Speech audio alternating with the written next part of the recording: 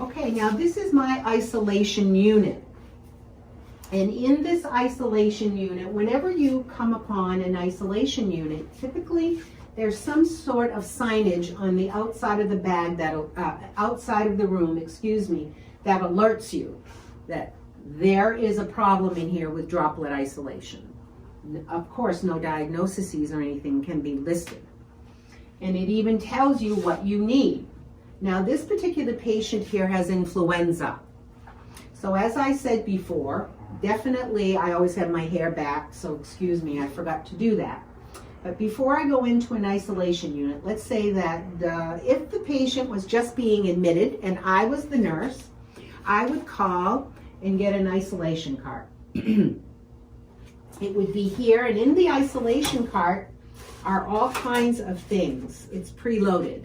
It's got the signage tags, it's got some biohazard bags, it has gowns, it has mask, gloves, it has everything that you need, as well as dedicated vital sign equipment.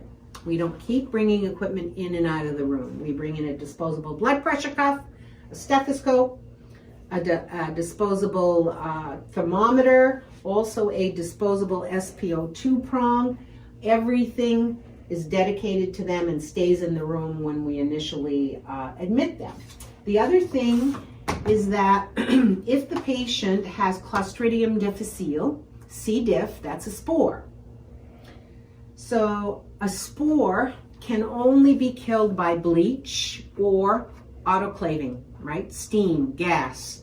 So bleach wipes are used for a patient who has, even though it's contact isolation, gown and gloves, Clostridium difficile.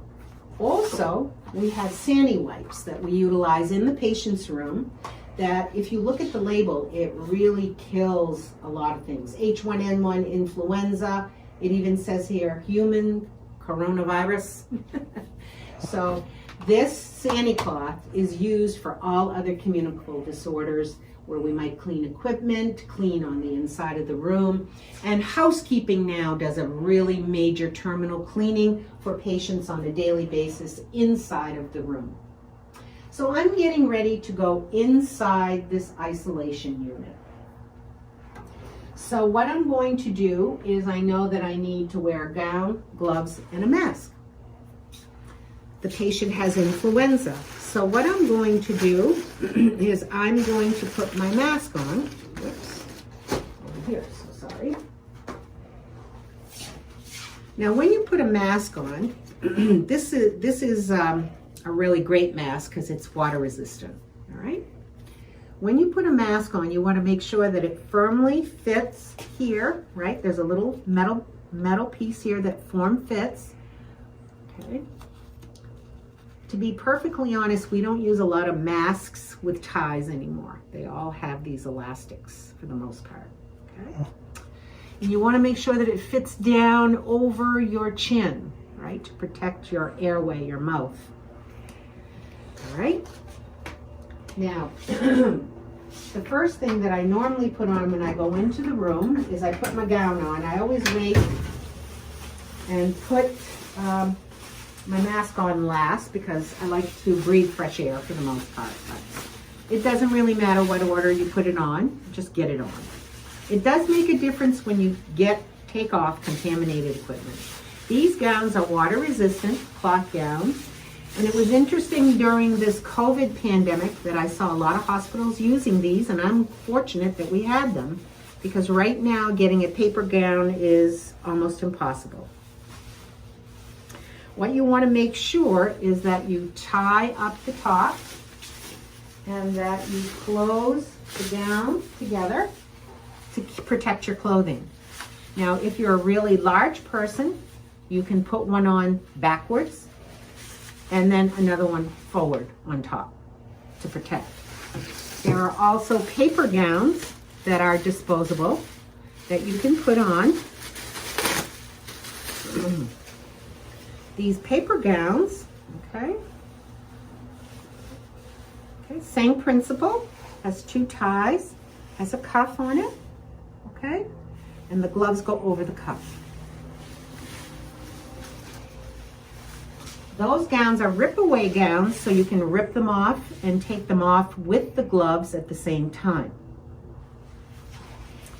Especially the, what we call the plastic water-resistant kind. They can come right off. All right. So now remember, when you take care of a patient in an isolation unit, you want to cluster your care. You want to ask them if they need anything before you go in. And pain medicine, water, you want to bring in what you need for the day. You want to multitask. And you don't want to hang around too long. You just want to do the care, kind care, of course. But again, probably not talk about the football game while you're in there and what have you. Especially if it's something like influenza. Okay? This does not fit so well over my cup. It's okay. All right, so I'm going to bring everything that I need into the room, the cart, and you're going to don your PPE. Yeah, PPE is called, right, your mask, your gown, your gloves, anything else that you need, shield, what have you,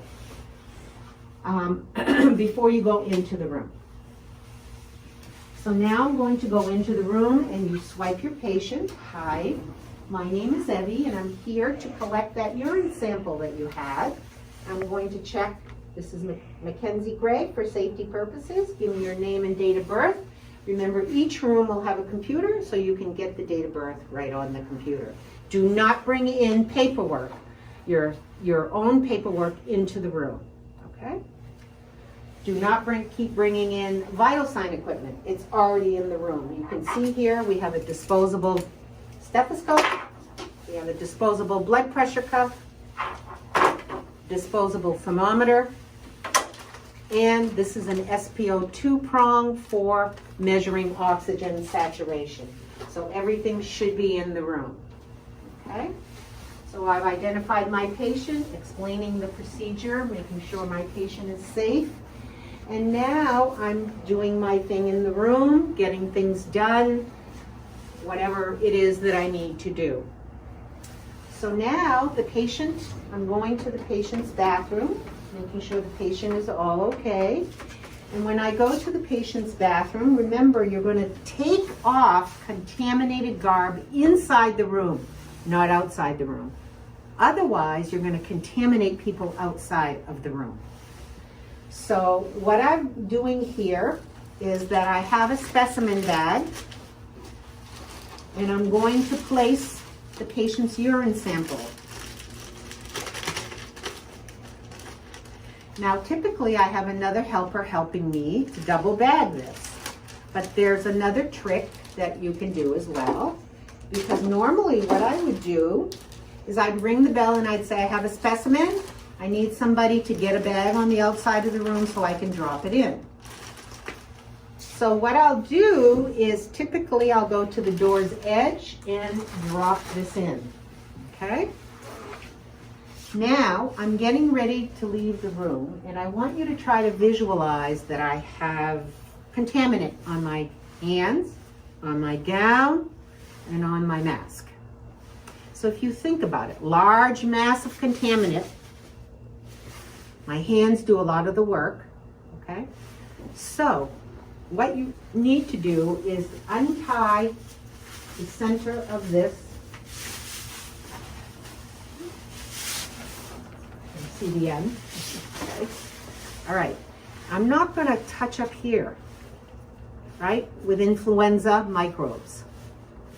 So now what I'm going to do is, this is probably the most contaminated area. So remember, you always take your clean glove off the center, roll it, go under, and if I have a lot of contaminant on my gloves, not that the CDC says this, I'm going to wash my hands in between, okay, with waterless soap in the room, okay?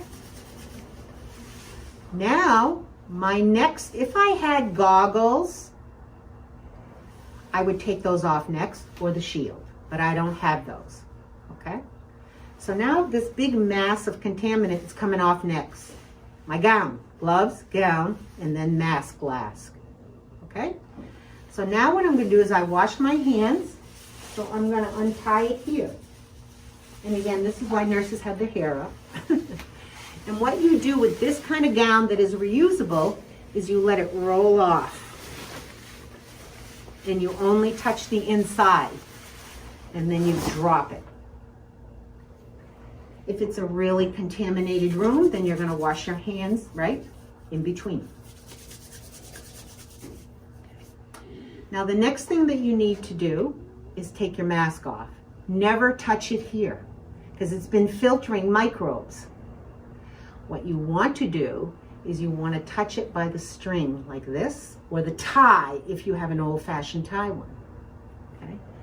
And then you want to drop it in the trash, and then you leave the room. Remember, the most contaminated area is a 3 to 6 foot distance. So while this isn't a true patient room, I'm really close to the doorway, probably 12 or 15 feet away from them. There's a sink so that if this is Clostridium difficile, we do not use waterless soap. Clostridium difficile has spores, and you can't wash the spores off with waterless soap. The only thing that gets them off is a lot of friction and warm soapy water. Okay, so if this was a Clostridium difficile, you'd wash your hands with soap and water. There's a basin, there's a hand basin right by the door, and then leave the room. I think this is the end. Thank you very much.